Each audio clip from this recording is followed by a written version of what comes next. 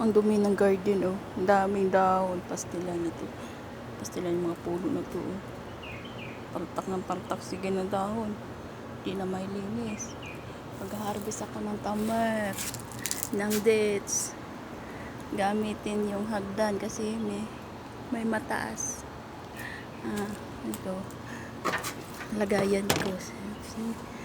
Yan siya, oh. Pwede na to siya harvestin, oh. May half. Ang labo ng camera ko. Yan, oh. May half. Yan. Kailangan mong alukayin yung looban para makita mo yung may hinog na. Tapos, ito, naunahan ka na kain ng ibon. Marami kasing ibon. O, tingnan nyo, naunahan ka na kain ng ibon. Naunahan na ng kain ng ibon ng amo.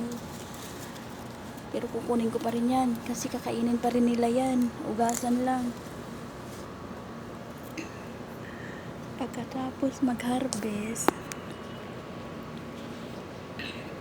kukunin ko na to siya. Oh. Ganyan na siya. Ukit-ukit. Ikot-ikot. Ikot-ikot. Nasubrahan na sa init na tingnan mo yung iba.